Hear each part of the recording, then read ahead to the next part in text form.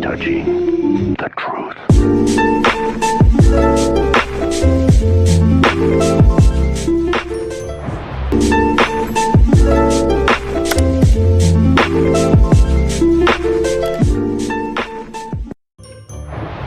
Hi everyone! We are from Group 5 and now we will explain about English phonetics and phonology, especially in Vocalic Features and introduction to IPA symbol and especially vowels.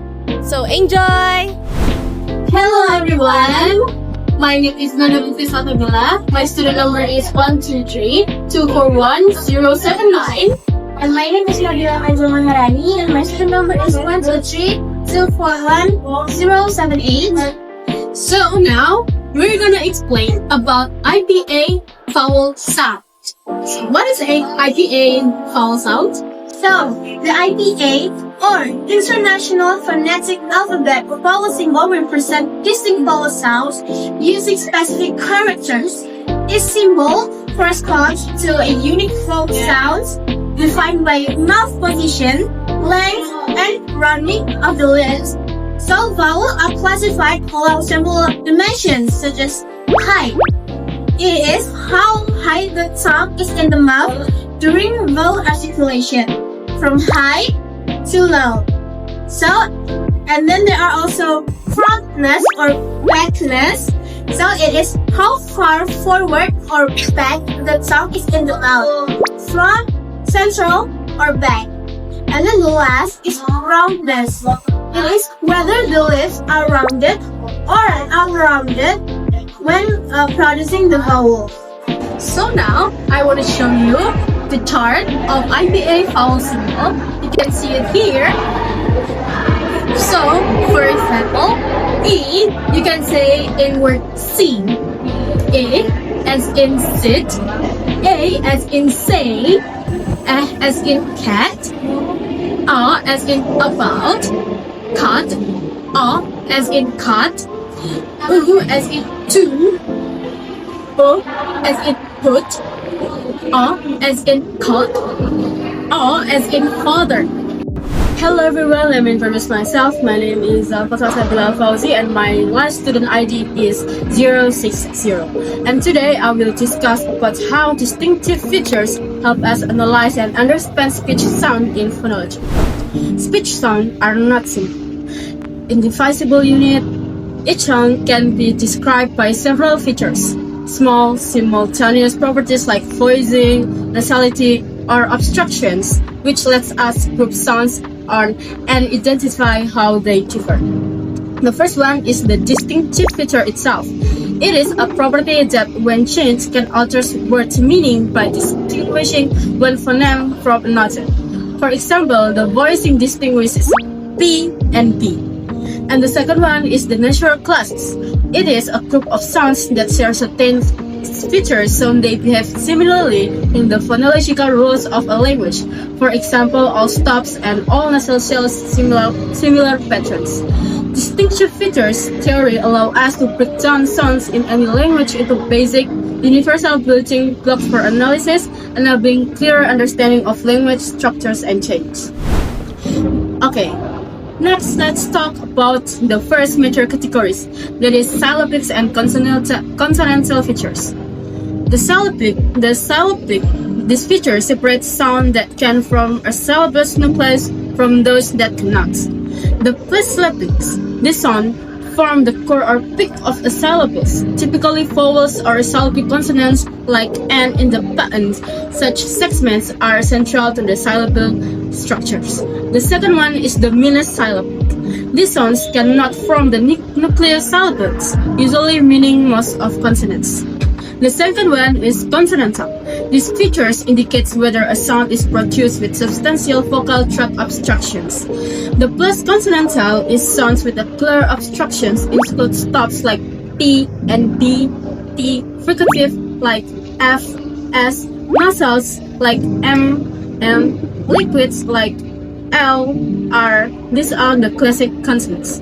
The minus consonantals is sounds without significant obstructions are vowel and glides like G and W.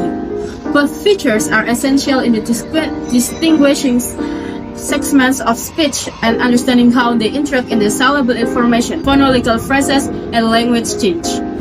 The third major feature is sonorancy, which focuses on the resonance of sound in the vocal tract.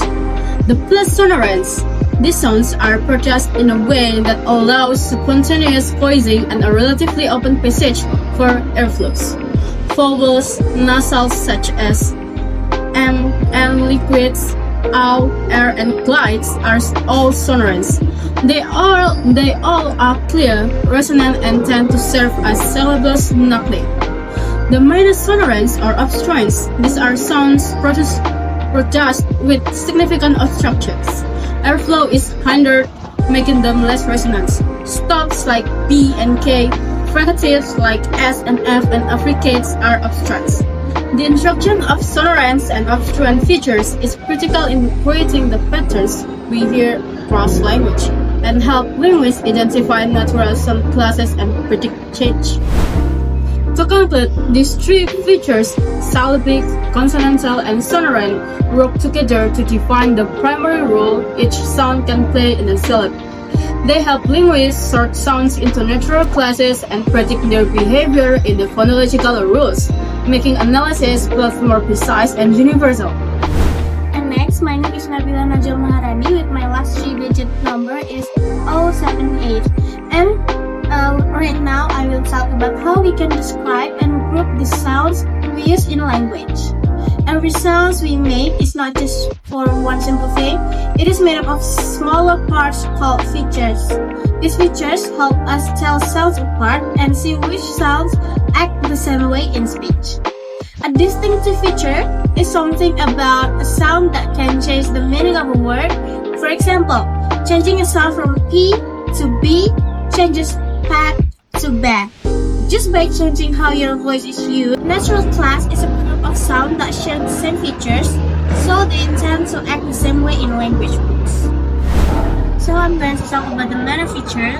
So the first manner feature is continuant. If the continuous is plus, the air flows continuously but not complete closure. For example, such as f, v, th, z, z, sh, etc. And if the consonant is negative, the airflow is blocked at some point in the mouth. The second is nasal. If the nasal is plus, it produces with the velum lowered and air flows through the nasal cavity, such as m, and glum. If the nasal is negative, there are no air flows through the nasal cavity.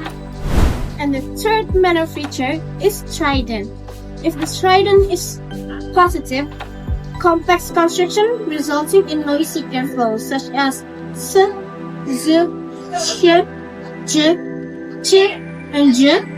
And if the strident is minus, there are no such constructions such as th and n.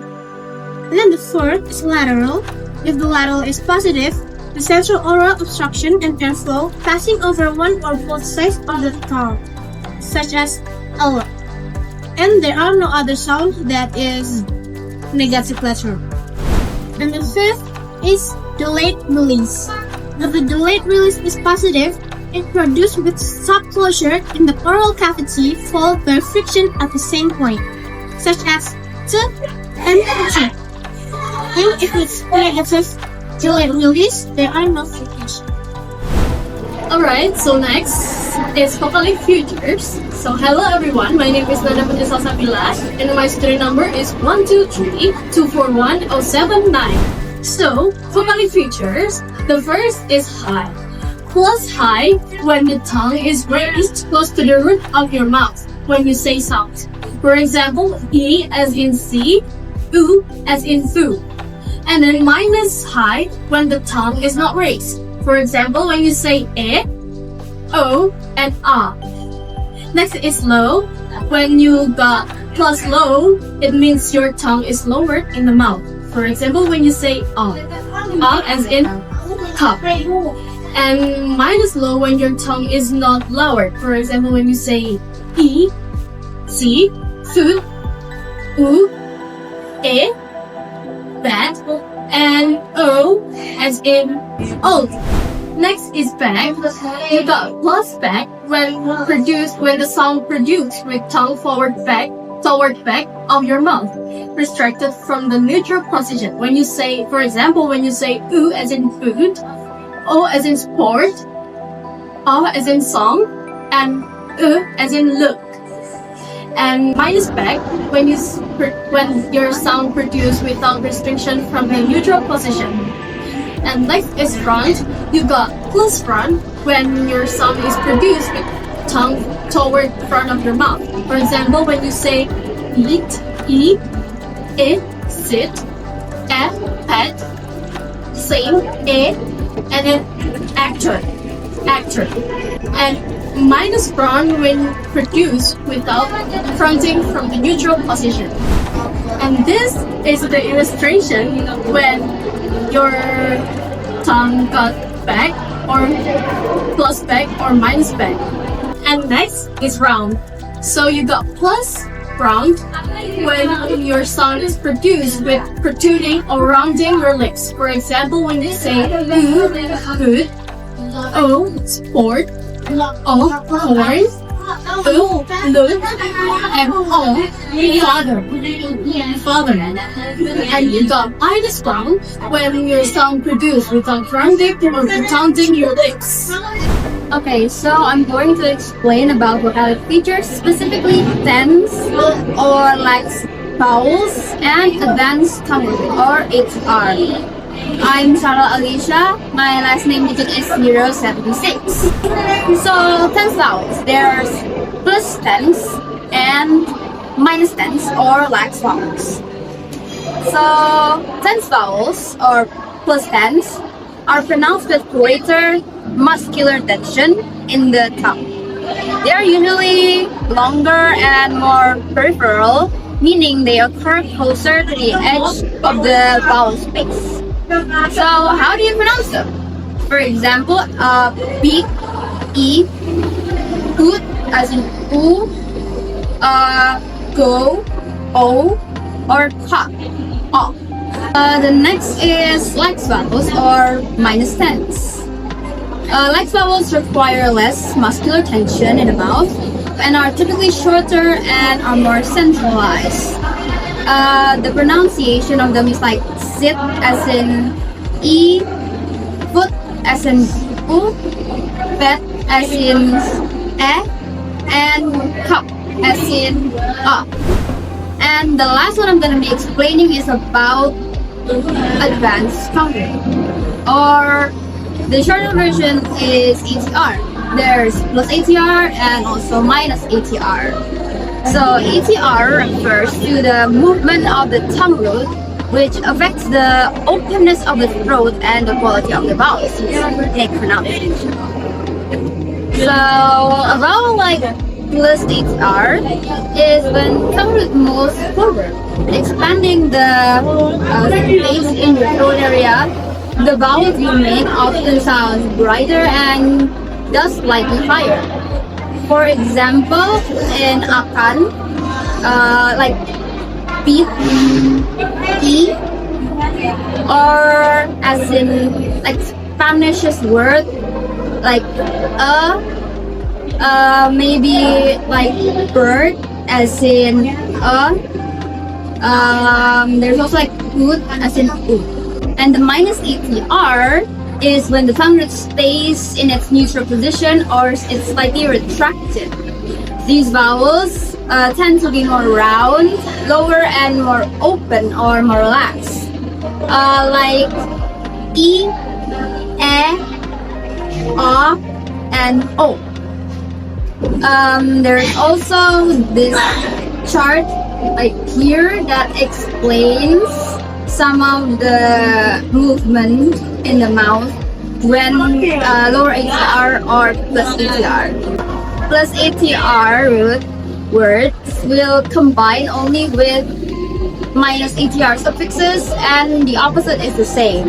This system ensures that the vowel in the word match in tongue root, making the pronunciation more consistent. Alright, that's all our explanation. Thank you so much and Bye-bye!